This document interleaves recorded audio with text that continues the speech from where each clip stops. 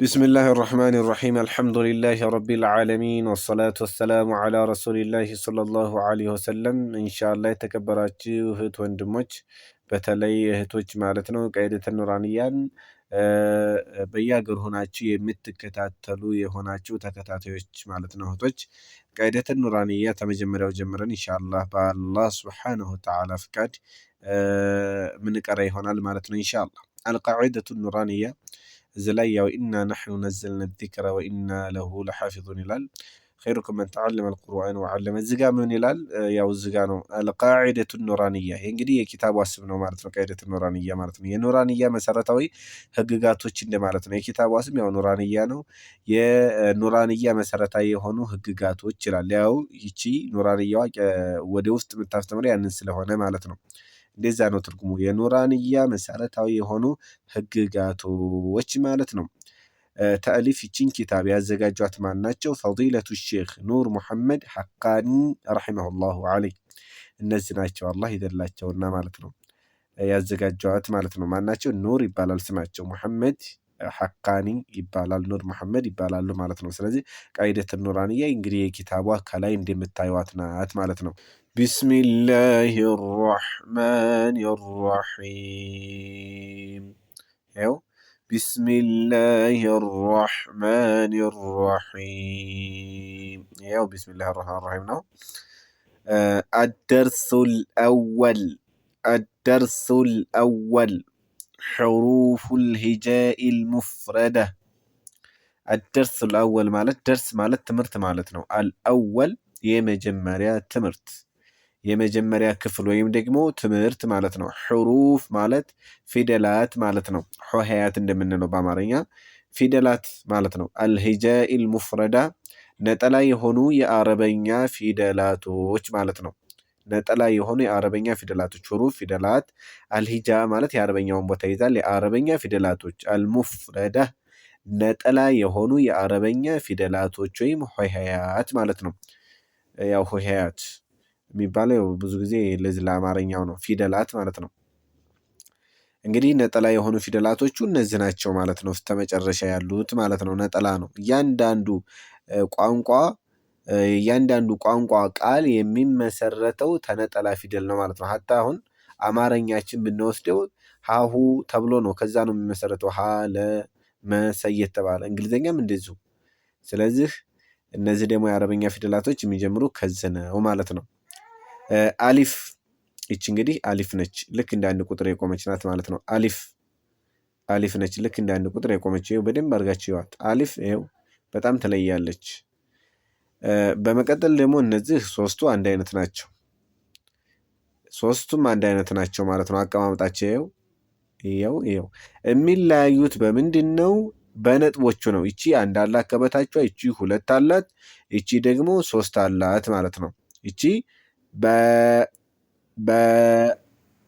ታ ሳ እቺ ከበታቿ አንድ ያላት ማናት ባ ነች እቺ ደግሞ ሁለት ያላት ታ እቺ ደግሞ ሳ ነች ማለት ነው ባ ታ ሳ ባይሆን እቺ ወዴታች የምትመጣ እንዳለች ሲን ከሷ ጋር እንደምትመሳሰልብን እቺን አንዳንድ ሰው ሳን ሳ ብሎ ነው የሚቀራው ሳ ሳይሆን ሳ ነው ምላሳችንን በጥርሳችን መካከል አድርገን ማለት ነው ሳ የምንለው ስለዚህ እነዚህ ሶስቱን ረጋ አርጋችሁ መለየት ማለት ነው የሚለዩት እንደነገርኳችሁ በእነዚህ በነጥቦቹ ነው ማለት ነው እቺ ከበታችሁ አንድ አላት ባ ትባላለች እቺ ደግሞ ታ ትባላለች እቺ ደግሞ ሳ ነች ማለት ነው እነዚህ ሶስቱም አንድ አይነት ናቸው ይቺ ማለት ነው ጂም ሐ ኾ እነዚህ ሶስቱም አንድ አይነት ናቸው አቀማመጣቸው ራሱ ይኸው ከዚህም ይቺም ሶስቱም አንድ አይነት ናቸው የሚለያዩ በነጥቦቹ ነው ይቺ አንድ ነጥብ አላት ከበታቸው ይቺ ምንም ነገር የላትም ባዶ ናት ይቺ ደግሞ ከበላዩ አንድ አላት ማለት ነው የሚለያዩት በምንድነው በነጥቦቹ ነው ማለት ነው ይሄ ጂም ነው ከበታቸው እንዳለው ጂም ሐ ኾ ስለዚህ እነዚህን በደንብ አድርጎ መለየት ማለት ነው በመቀጠል እነዚህ ሁለቱ አንድ አይነት ናቸው ዳል ዛል እነዚህ ይሄው አንድ አይነታቸው የሚለያዩት በዚህ ብቻ ነው አሁን ወደዚህ ያለው ክፍልና ይቺ አንድ አይነት ናቸው ማለት ነው እቺ ዳል ትባላለች ደግሞ ዛል ነች ዳል ዛልን የምንቀራት ልክ እንዴት አድርገን ምላሳችንን ጫፍ አውጥተን በጥርሳችን መካከል ነው። ዛል ዳል። ስለዚህ እነዚህ ሁለቱ አንድ አይነት ናቸው ማለት ነው። አሁንም የሚለያዩት ይኸው በዚች ነው ማለት ነው። በደንብ አድርጋችሁ ማየት ማለት ነው። የምደጋግምላችሁ ጀማሪ ስለሆናችሁ ነው። ሮ ዘ ይችና ይቺ አሁንም አንድ አይነት ናቸው። ይችና ይቺ ማለት ነው። የሚለያዩት ይኸው በዚች ነው። ከላይ ባለችው ነጥብ ማለት ነው። ይቺ ዛ ነች፣ ያቺ ደግሞ ማነች? ራ ነች ማለት ነው። ስለዚህ አንድ አይነት ናቸው ማለት ነው። የሚለያዩ በምኑ ነው? በነጥቡ። አይዋ ስለዚህ ይቺ ዛ ነች።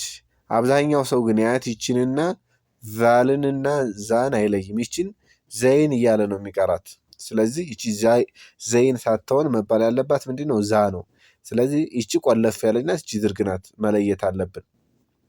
በመቀጠል የምናገኛቸው እነዚህ ሁለቱ ተመሳሳይ ናቸው። ይቺ ሲነች፣ ይቺ ደግሞ ሽነች ማለት ነው። ጥርሳቸው አንድ አይነት ነው። ሁሉ ነገራቸው አንድ አይነት ነው። የሚለያዩት ይኸው በዚህ ነው። ሺን ከበላይ 3 አለ። ይሄ ደግሞ ምንም የለውም ማለት ነው። ሲን፣ ይቺ ደግሞ ሺን፣ ሲን፣ ሺን። ሁሉ ነገራቸው አንድ አይነት ናቸው። የሚለያዩት ይቺ ምንም የላትም፣ ይቺ ከበላይዋ አንድ አላት ማለት ነው። ሶድ ቦዲ ሷድ ያው ምንም ነገር የለውም። ዷዲ ከበላ እንዳለ ሁለቱ እነዚህ አንድ አይነት ናቸው ማለት ነው።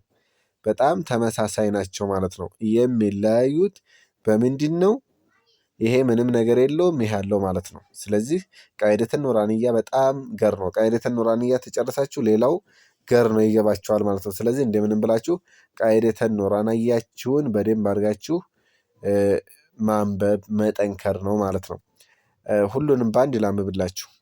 ቢስሚላሂ ራሕማን ራሒም አደርሱል አወል ሑሩፉል ሂጃኢል ሙፍረደ አሊፍ ባ ታ ሳ ጂም ሓ ኾ ዳል ዛል ሮ ዛ ሲን ሺን ሶድ ቦድ።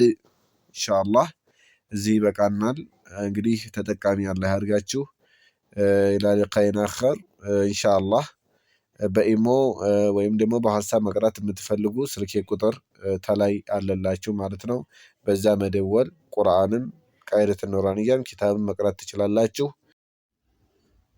አሰላሙ አለይኩም ወራህመቱላሂ ወበረካቱ።